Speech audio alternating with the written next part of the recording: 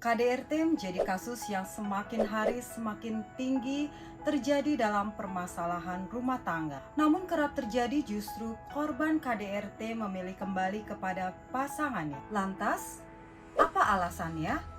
Haruskah korban KDRT diam, menerima, dan berdamai bila mengalami kekerasan? Kita akan membahas bersama Dr. Santi, seorang psikiatris, karena ini terkait dengan kesehatan mental.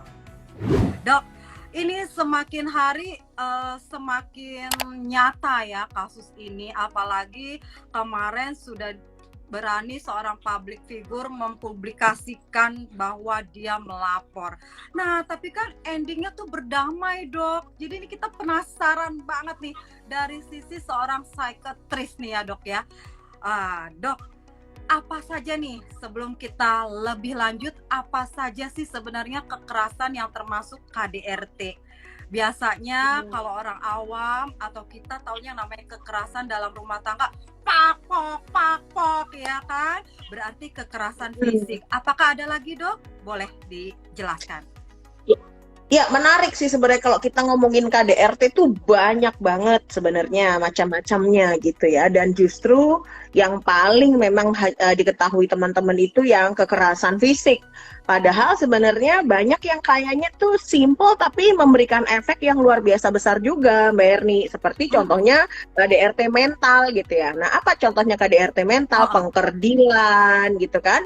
Kemudian misalnya mohon maaf, meremehkan ya, mengatakan hal-hal yang mungkin tidak baik, menggunakan kalimat-kalimat yang mungkin buruk, tidak seharusnya diberikan, itu merupakan bagian dari KDRT mental. Lalu ada juga yang namanya KDRT finansial ya. Nah, KDRT finansial yang memberikan pembatasan finansial, tidak memberikan kebebasan dalam mengakses finansial yang harusnya bisa menjadi keterbukaan bersama. Ada juga beberapa termasuk pembatasan-pembatasan sosial. Nggak boleh punya teman gitu kan, selalu waskat, pengawasan ketat, sehingga tidak punya privacy. Padahal sebenarnya kalau kita bicara pasangan, pasti ada hal-hal lah ya yang tetap harus kita hormati kemerdekaannya, supaya masing-masing orang itu tetap punya waktu untuk me time gitu. Nah, semalam juga bahas kan tentang orgasme pada wanita gitu ya. Nah, kemerdekaan untuk mencapai orgasme dalam hubungan seksual itu juga penting gitu. Jadi nggak ada lagi istilah hanya sekedar melayani gitu ya, tapi hubungan seksual pun itu merupakan bagian dari satu kebersamaan gitu. Tidak hanya untuk mengenakan satu pihak aja gitu. Iya. Oke, jadi jelas banget ya sahabat-sahabat Nutrimax, banyak nih jenis-jenisnya nih KDRT selain kekerasan fisik tadi ya. Untuk pembatasan sosial berarti bagai burung dalam sangkar gitu ya, atau anak dalam terkurung, itu berarti KDRT juga ya. Kita nggak dikekang gitu ya, Dok ya. Bener, bahkan kan ada kata-kata ya, burung dalam sangkar emas gitu ya. Kayaknya semuanya dikasih, tapi dia nggak punya akses sosial kan. Even kontak keluarganya aja dia nggak bisa gitu. Jadi meskipun di dalam sangkar emas, sebenarnya dia ya terkungkung gitu ya. Lebih baik nggak di sangkar emas, tapi bebas ya. Benar-benar. Betul. Oke. Nah, sekarang Dok, tanda-tandanya nih ada nggak sih yang bisa kita waspadai yang menunjukkan bahwa pasangan ini berpotensi untuk melakukan KDRT? Mungkin ini penting banget untuk sahabat-sahabat yang belum menikah nih, penting banget nih. Nah, ada nggak, Dok, tanda-tandanya nih yang perlu kita waspadai? Ya, yang pertama kalau kita bicara hubungan yang sehat, itu kan equality ya, kesetaraan. Nah, ini yang kadang-kadang orang berpikir, kok perempuan kok minta setara sama laki-laki, nyolot gitu ya. Dan berarti istri atau pasangan ini tidak memiliki kemerdekaan mengungkapkan pendapat gitu ya. Jadi yang saya bilang equality di sini adalah dua-duanya punya hak yang sama dalam mengemukakan pendapatnya, termasuk mengatakan tidak untuk tindakan dari salah satu pasangan. Contoh misalnya gitu ya. Mohon maaf tadi misalnya ya, menggunakan kata-kata yang merendahkan gitu. Atau misalnya pengkerdilan. Nah, ini yang satunya berhak untuk menolak pengkerdilan itu. Gitu. Itu berhak untuk menolak. Bahkan yang tadi malam juga saya bahas ya, Ah, ketika lagi dalam kondisi istri lelah, capek lah. banget, tidur pagi-pagi gitu ya, kemudian suami memaksa, itu juga nggak boleh. Jadi kekerasan seksual itu bisa dilakukan baik pasangan maupun orang lain. Jadi pasangan pun tuh bisa melakukan kekerasan seksual tanpa ada konsen tadi, kesepakatan dalam melakukan hubungan seksual. Itu juga bisa. Nah, tanda-tanda dari awal gitu ketika Ya. pacaran atau ketika pendekatan ya, Ah, apakah ah, ah. pasangan atau yang kita deketi atau sedang deket sama kita ini memberikan kita kebebasan untuk menjadi diri sendiri atau enggak? Hmm, Memberikan ya. kemerdekaan nggak nih kepada kita? Atau dia sifatnya udah benar-benar mengkungkung banget kita dalam cengkramannya? Ini hati-hati, perlu hati-hati. Oke, jadi kalau memang kita tuh dikekang, kemudian kita tuh nggak bisa kemana-mana, nah itu waspada banget, itu udah ada potensi ya untuk melakukan Hmm. KDRT. Iya, Oh, ini karena kan KDRT nggak selalu fisik tadi kan? iya, Nah, iya, itu yang iya, paling iya, iya. penting gitu. Nggak kok, dia nggak pernah mukul aku, dia nggak pernah gitu kan. Tapi teleponan setiap saat harus on 24 jam ya. WA gitu kan, di VA Lima jam menit. 15.30, Ah, 15.35 belum, di ping terus, harus segera gitu. Hidupnya kita kayak nggak punya space untuk bernafas. Ini ada tanda-tanda nih gitu. Itu nanti tanda-tanda. Oke, iya, iya. Jadi kita harus paham nih sampai sini ya, bahwa KDRT itu bukan hanya secara fisik. Bahkan yang Mm-mm, perlu diwaspadain justru yang seperti ini nih. Kita kadang-kadang betul, nggak ngeh, nggak peka, kita nggak sadar. Oh, dia baik kok, dia ini, padahal kita tuh udah terkungkung ya. Dan itu betul. berpotensi. Oke, oke, iya, iya. Ya, Oke, Dok, langkah apa yang bisa kita lakukan nih sebagai tindakan preventif bila pasangan kita tadi berpotensi? Ini ceritanya udah married nih, baru-baru married, namanya juga mungkin nggak kenal lama gitu loh ya, langsung nih cepet-cepet aja nikah. Nah, ada nggak langkah preventifnya bila pasangan kita itu berpotensi melakukan KDRT? Contoh tadi ternyata dia nggak kasih kita kebebasan, sebentar-sebentar kita dicek keberadaan kita di mana. Ada nggak langkah dari kitanya nih, Dok, untuk mencegah ya. meletusnya tuh terjadinya KDRT? Satu, pastikan kekuatan kita seberapa kuat. Itu ya. Hmm. Jadi saya selalu sampaikan hati-hati ketika kita tahu nih ada bangunan yang mau runtuh gitu kan. Kita pastikan kita mampu nggak nih megangin atap yang nggak runtuh itu. Kalau nggak Oh. mampu berarti kan cari bantuan. Jadi jangan paksakan untuk Hmm. mengatasi itu sendiri.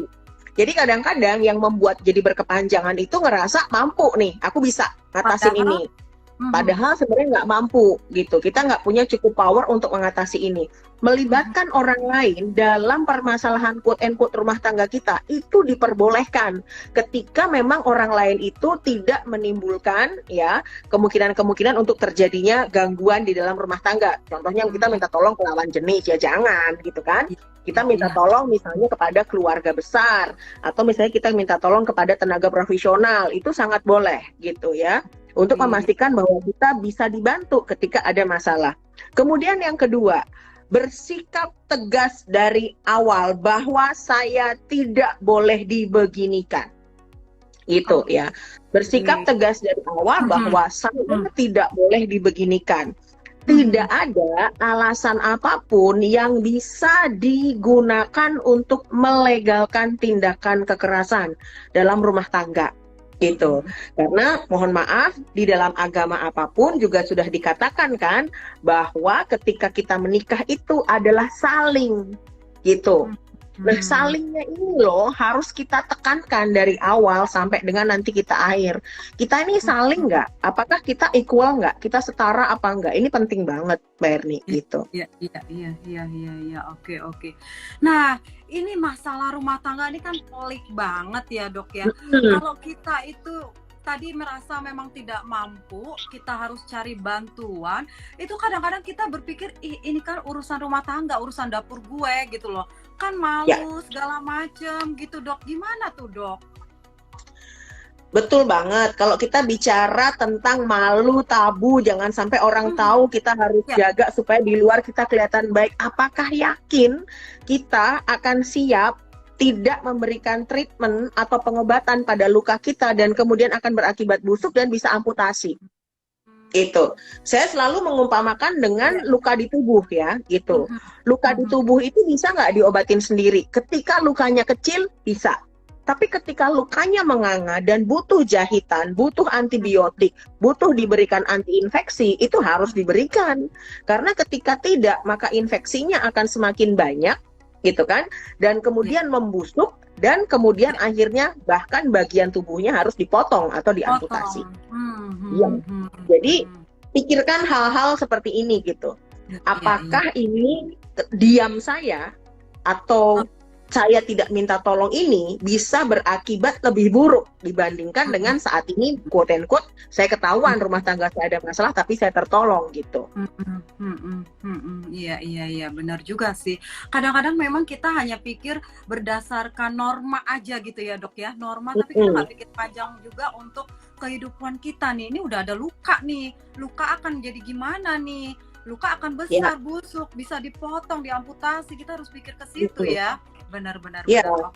dan Nah, gini Mbak mm-mm, Erni, mungkin aku boleh tambahin ya. boleh. Kadang-kadang kan kita mikir, kadang-kadang kita ngelihat nih, orang di KDRT kok dia diem aja, Iya. harusnya gitu kan. Nah, ini nggak bisa juga. Kita nggak bisa membandingkan diri kita dengan orang lain. Kenapa aku bisa move on, kamu kok tetap aja diem di situ?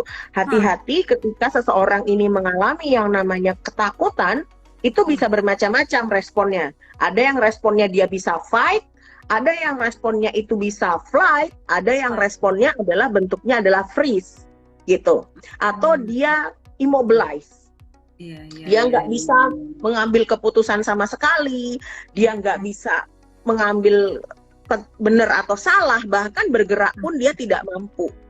Nah, iya, iya. dalam kondisi kayak gini, kita nggak bisa kemudian nyalahin, kamu harusnya begini, harusnya begitu. Ada hal yang harus kita lihat lebih komprehensif, lebih luas Mhm, terhadap korban gitu. Ini yang perlu kita evaluasi dan perlu kita berikan bantuan, yaitu referensi gitu. mhm. Oke, oke, benar, benar, benar.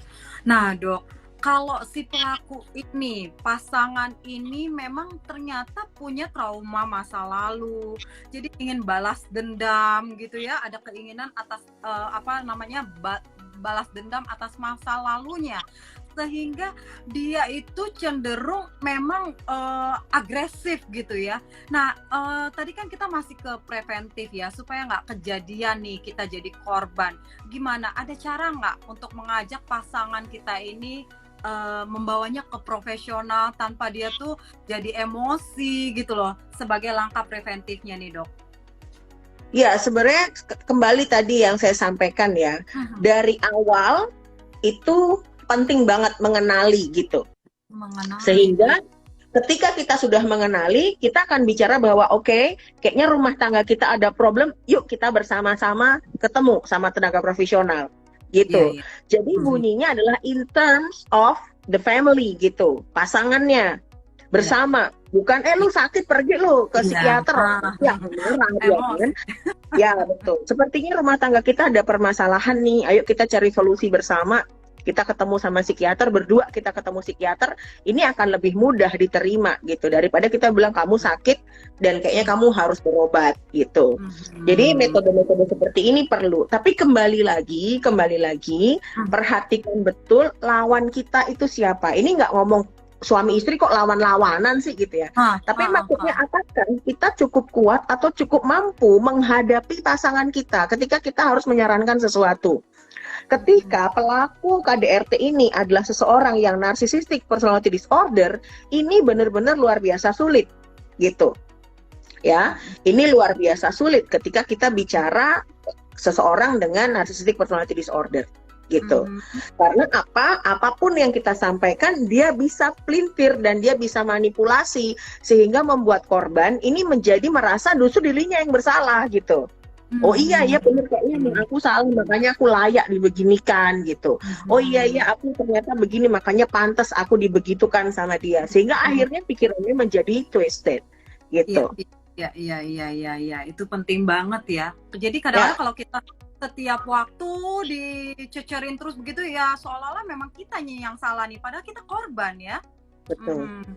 Iya, iya, Betul, oke. dikerdilkan ya. Mm-mm. Dikerdilkan, oke. Nah, Dok, kalau memang upaya-upaya sudah dilakukan, tapi ternyata tidak menyelesaikan masalah. Ini juga banyak yang komen nih, katanya nggak semudah teori. Nah, gimana nih kita ini sampai batas mana harus bertahan nih? Sampai batas mana kita itu merasa harus mempertahankan rumah tangga ini? Nah, kondisi bagaimana yang kita ini bisa memaafkan si pelaku? Dan kapan saatnya kita bilang, udah deh, stop deh, gitu loh. Kita nggak melanjutkan lagi. Ya, jadi gini, yang pertama, kalau kita bicara berpisah atau bertahan dulu kan, gitu ya. Selalu buat tabel 2x2. Beberapa kali saya selalu bilang kan ya, tabel 2x2. Resikonya apa aku bertahan, manfaatnya apa aku bertahan. Resikonya apa aku berpisah, manfaatnya aku berpisah apa. Kenapa? Karena tidak ada satupun orang lain di luar Anda yang betul-betul tahu kondisi Anda. Gitu. Jadi yang paling tahu kondisi kita tuh diri kita sendiri. Jadi buatlah dulu tabel 2x2. Resikonya apa, manfaatnya apa, resikonya apa, manfaatnya apa. Baru masukkan tuh hal-hal yang lain, norma, agama, itu baru nomor 2 gitu. Kenapa? Karena ketika kita sudah memasukkan hal-hal yang di luar, gak enak sama tetangga, kasihan orang tua, nanti begini, begitu, akhirnya kita tidak punya kemampuan untuk menentukan resiko dan manfaat tadi. Gitu. Seperti apapun, saya bukan pakar agama Mbak Erni ya, tapi ketika ini sudah mengancam nyawa gitu, tentunya tidak ada satupun quote and quote agama yang akan membuat kita ini menjadi terkekang untuk menyelamatkan diri kita sendiri, terutama kaitannya nyawa. Gitu. Ya. Jadi dirubah pola berpikirnya bahwa kalau aku berpisah ini dosa. Gitu. Ketika aku berpisah, ini menyalahi hukum agama. Tapi membiarkan dirimu sendiri dalam kondisi berbahaya sampai mengarah ke arah kematian atau perlukaan, apakah itu juga bukan dalam tanda petik tidak baik untuk diri kita sendiri. Gitu. Jadi pertimbangan-pertimbangan kayak gini kenapa butuh tenaga profesional, Mbak Erni, supaya metode melihat masalahnya tuh bisa dibantu. Jadi teman-teman jangan salah ketika datang ke psikiater atau ke psikolog itu bukan buat diarahkan cerai, bertahan, enggak. Tapi adalah dibantu untuk melihat masalah ini dari poin yang berbeda gitu. Poin yang berbeda. Ya, jadi kalau dibilang, wah tadi ada yang bilang ya teorinya gampang, prakteknya susah. Dokter itu tidak akan mencekoki teori, tapi memberikan referensi. Keputusannya tetap kepada yang menjalani. Gitu. Oke. Jadi emang serius banget masalah KDRT ini bukan ranah privat lagi, karena tadi sudah mengancam nyawa, berarti memang kita tuh harus terbuka ya dok ya, harus terbuka. Iya.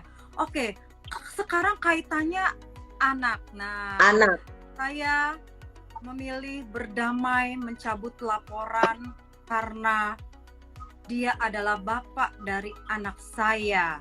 Nah, alasan anak nih.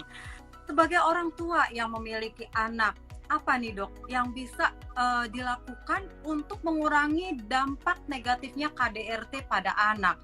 Meskipun anaknya masih kecil nih, ada nggak sih sebenarnya dok dampaknya? Misalnya masih 1 tahun, 2 tahun gitu, ada nggak dampaknya? Iya.